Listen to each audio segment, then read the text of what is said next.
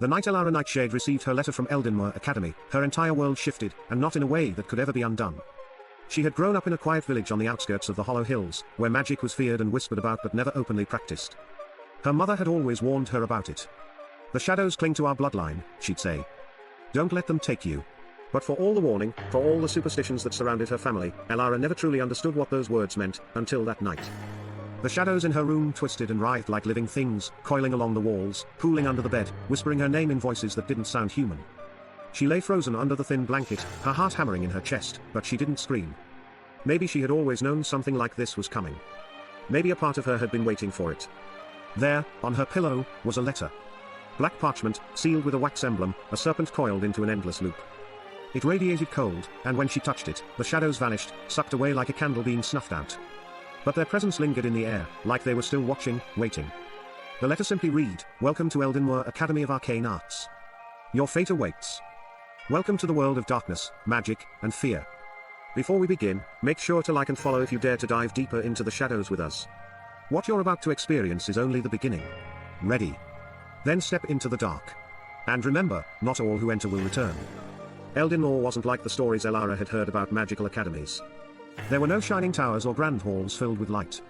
Instead, it hovered in an endless sky, a fortress of jagged black stone suspended above a chasm of swirling mist. Below, there was only the abyss, an endless, writhing void that seemed to breathe. No one knew what lay at the bottom, or if there even was one. The older students said it was alive, that it watched you, and that sometimes it called out. But they said that in hushed whispers, afraid that speaking of it too loudly might attract its attention. Elara felt the pull of the abyss the moment she stepped through the academy gates. It was a strange sensation, like her body was being tugged toward the edge, like something deep inside her was connected to the swirling mist far below.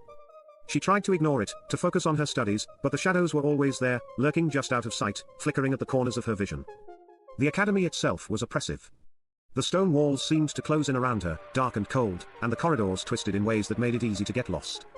Some days, Elara swore the school was shifting, hallways that had been there the day before would suddenly disappear, and new doors would appear where there had been only solid stone. There was no escape from the darkness that filled the place, no light except for the faint, flickering torches that lined the walls. For the first few weeks, Elara tried to keep her head down. She wasn't like the other students, most of whom came from powerful magical families. They had been raised knowing about their powers, trained from birth to wield magic. Elara, on the other hand, had been taught to fear it, to push it away.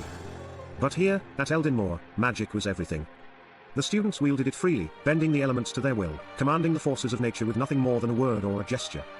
But for Elara, magic was different. It was darker. Her magic came from the shadows. She could feel it in her bones, the way they hummed and ached whenever she called on the darkness. The shadows bent to her will, wrapping around her like a second skin, but they were also wild, untamed. Sometimes they moved without her command, stretching and twisting as if they had a mind of their own. The other students noticed, and soon, they began to avoid her. Even the professors were wary, their eyes lingering on her for a moment too long, as if they knew something she didn't. And then the whispers began. They started as faint murmurs in the dead of night. Elara would wake to the sound of voices, low and guttural, speaking her name from the shadows. At first, she thought she was imagining it, that her mind was playing tricks on her. But soon the voices grew louder, more insistent. They spoke of the abyss, of a creature trapped beneath the school, waiting to be freed. The students said it was a legend called the Hollowed One, a story to scare first years. But Elara knew better. She could feel it, the presence pressing in on her from below, a weight that grew heavier with each passing day. The Hollowed One wasn't just some myth. It was real, and it was waking. She wasn't the only one who felt it. Rowan Flintlock, a sharp-witted alchemist with a knack for trouble, had been digging into the Academy's history. He had pieced together bits and fragments of the truth, how centuries ago, a sorcerer had attempted to summon something from the abyss, something that promised power beyond imagination. But the ritual had gone horribly wrong. The sorcerer had been consumed by the very thing he tried to control, his body hollowed out, his soul twisted into a creature of pure darkness. Lyra Stormfire, a girl with piercing, stormy eyes who could command the wind and rain, had joined their search for answers. Together, they uncovered an ancient prophecy hidden deep within the school's forbidden archives. It spoke of the Hollowed One's return, of how the curse on Eldenmoor would only be broken by the blood of the sorcerer who had unleashed it. And that's when Elara learned the most terrifying truth of all. She was the descendant of that sorcerer. The shadows that clung to her, the dark magic that coursed through her veins, weren't just a part of her. They were a part of the Hollowed One. The creature was calling to her, pulling her toward the abyss because she was the key to its release. The more she tried to resist, the stronger its pull became. The shadows inside her grew wild, more dangerous. The whispers followed her everywhere, growing louder with every passing night. And then, the disappearances started. Students vanished without a trace, dragged into the abyss by unseen forces. The school fell into chaos, but no one dared to speak the truth. The professors closed ranks, hiding the danger, pretending that everything was fine. But Elara knew better. The Hollowed One was waking, and it wouldn't be long before it broke free. Desperate for a solution, Rowan discovered an ancient artifact called the Serpent's Tear. Hidden deep beneath Eldenmoor in the Forgotten Catacombs, the tear was said to be the only thing powerful enough to banish the Hollowed One forever. But reaching it would be nearly impossible. The catacombs were a maze of darkness and danger, filled with traps and creatures that had been forgotten for centuries.